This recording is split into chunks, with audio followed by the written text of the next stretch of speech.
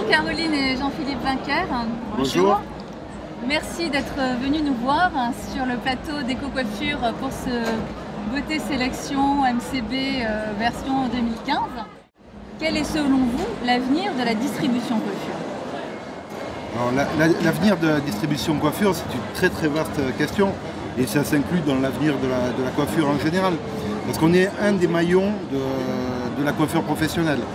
La distribution, aujourd'hui, en France ou dans le monde, doit être de plus en plus technique, de plus en plus à propos, de plus en plus novatrice. Pour contrebalancer la grande distribution?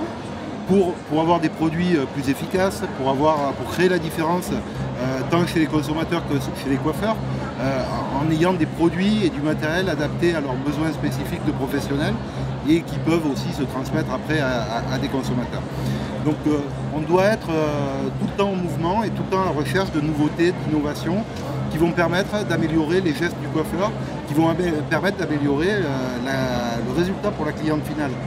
C'est très important. Clairement, il faut quand même se différencier de la grande distribution en proposant des produits de plus en plus techniques, des choses de plus en plus pointues et peut-être venant d'aller chercher un peu plus loin ces produits. Clairement, quand on parle volume, 90% des besoins des femmes et des hommes en France en produits capillaires et en besoins capillaires en général est rempli par la grande distribution.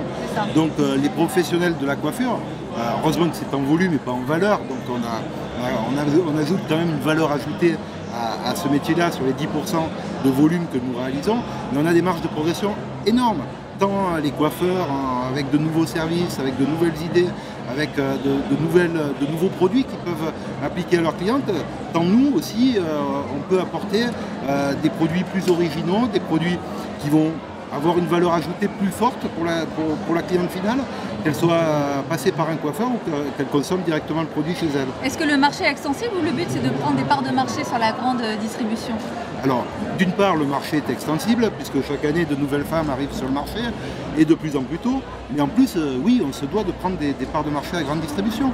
Parce qu'on a plein de dames, de jeunes filles, de femmes en général, qui ne sont pas satisfaites par les produits qu'elles utilisent et qui ne savent pas où trouver les bons produits, les bonnes idées pour leurs problèmes coiffure. Alors justement, est-ce que cette différenciation passe par l'innovation? En grande partie. Oui, je pense que ça passe par l'innovation, par le fait de trouver en fait des produits très différents. Le coiffeur a besoin de se différencier, de s'approprier de nouvelles marques. Aujourd'hui, on peut trouver des rituels dans divers pays. On ne peut pas s'arrêter à nos frontières, même si la beauté, ce n'est pas une exception française, mais nous sommes reconnus à travers le monde pour notre gastronomie, mais beaucoup pour la beauté, la simplicité et l'élégance et la classe de la femme française. Au-delà de ça, on peut trouver dans d'autres pays des protocoles, des rituels que nous allons pouvoir appliquer, utiliser, qui vont permettre aux coiffeurs d'exercer cette professionnalité, de le faire de manière passionnée et de rester leader et de pouvoir entraîner ces clients qui sont insatisfaits de la grande distribution vers notre métier.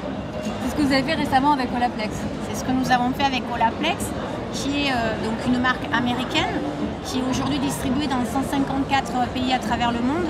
Je crois qu'il y a près de 200 000 salons ouverts et qui peut se matcher avec pour tous les produits, toutes les techniques, tous les produits utilisés par les coiffeurs, qui va avoir une promesse tenue et permettre aux cheveux d'être respectés, d'avoir une cosméticité très intéressante, d'être très brillant, et donc qui va fidéliser les clientes au salon de coiffure et permettre au salon de coiffure de développer une fiche, donc il y a un aspect économique, un aspect satisfaction et fidélité du client.